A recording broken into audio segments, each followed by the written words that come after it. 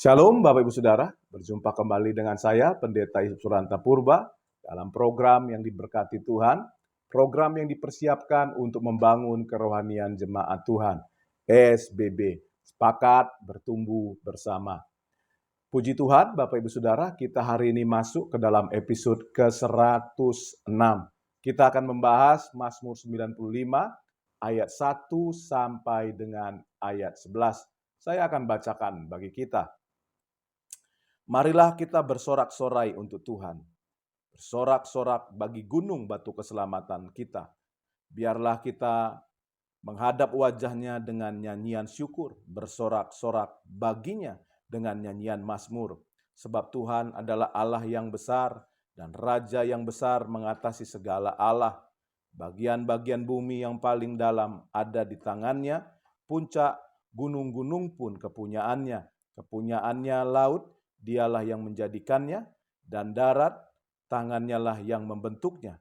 Masuklah, marilah kita sujud menyembah, berlutut di hadapan Tuhan yang menjadikan kita. Sebab dialah Allah kita, dan kitalah umat gembalaannya, dan kawanan domba tuntunan tangannya. Pada hari ini sekiranya kamu mendengar suaranya, janganlah keraskan hatimu seperti di Meriba, seperti pada hari di masa di padang gurun, pada waktu nenek moyangmu mencobai aku, menguji aku padahal mereka melihat perbuatanku.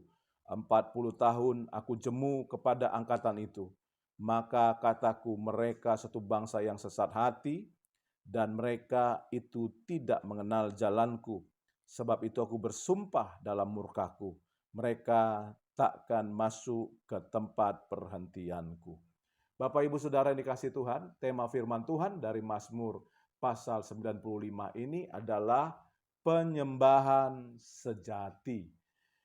Kita lihat di dalam ayat 6 dan ayat yang ke-7, si pemazmur berkata, "Masuklah, marilah sujud menyembah, berlutut di hadapan Tuhan yang menjadikan kita.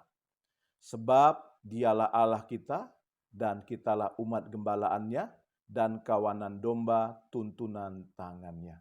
Bapak Ibu Saudara, dalam ayat 6 dan 7 ini dikatakan bahwa Tuhan itu bukan hanya pencipta dan pemilik kehidupan kita, tetapi Tuhan itu juga memelihara kita. Dikatakan seperti gembala terhadap domba-dombanya. Dan alasan pemeliharaan Tuhan ini yang mengajarkan kepada kita lewat pemazmur ini untuk kita menjadi seorang yang beribadah kepada Tuhan. Menjadi seorang penyembah yang menyembah Tuhan. Dia baik bagi kita, sehingga di dalam ayat yang ke-6 dikatakan, "Masuklah, marilah sujud menyembah." Karena Tuhan bukan hanya pencipta kita, bukan hanya pemilik kehidupan kita, tetapi Dia pemelihara kehidupan kita. Berlutut di hadapan Tuhan yang menjadikan kita. Jadi itu alasan kita beribadah kepada Tuhan. Nah, Bapak Ibu Saudara yang dikasihi Tuhan,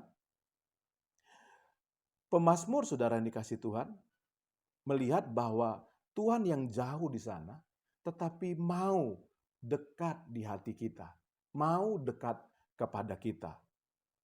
Kalau kita melihat perjalanan umat Israel, Bapak Ibu Saudara, mereka mengalami kedekatan dengan Allah begitu nyata.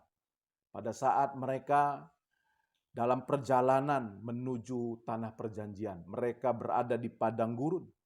Tuhan memimpin mereka melalui kehadiran tiang awan dan tiang api, serta kemah suci di tengah-tengah perkemahan umat Israel pada waktu itu.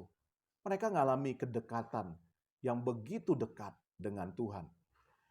Tetapi ironisnya Bapak Ibu Saudara, justru di situ mereka berulang kali mencobai Tuhan dengan bersungut-sungut tanda ketidakpuasan akan pemeliharaan Tuhan.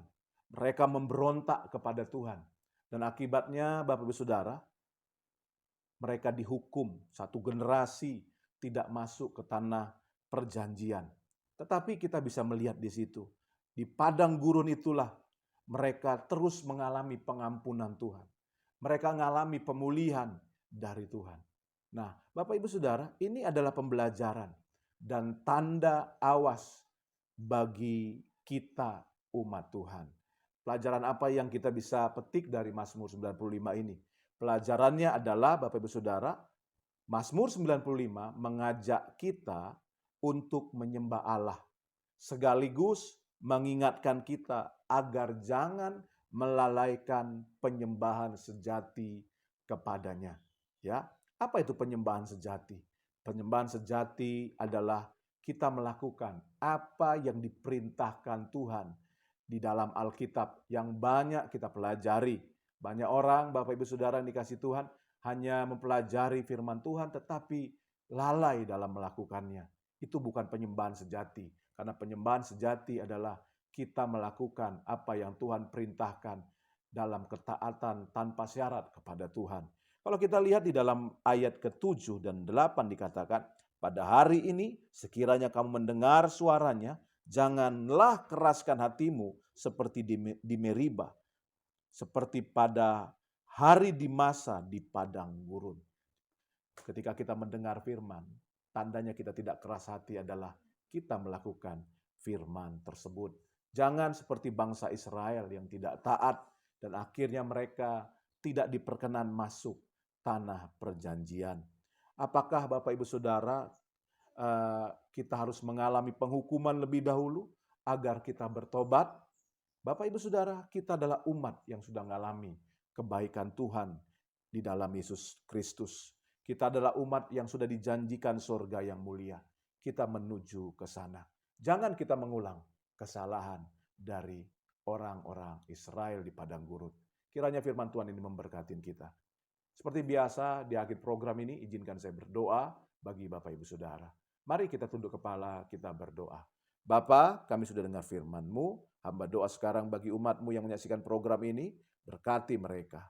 Sembuhkan yang sakit, kuatkan yang lemah, hiburkan yang susah, ampuni dan lepaskan yang berdosa.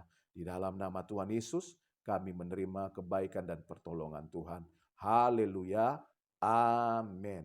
Bapak Ibu Saudara, kita sudah berdoa alami kebaikan Tuhan, kemurahan Tuhan, mujizat Tuhan setiap hari. Tetap semangat, tetap sukacita. Salam sepakat.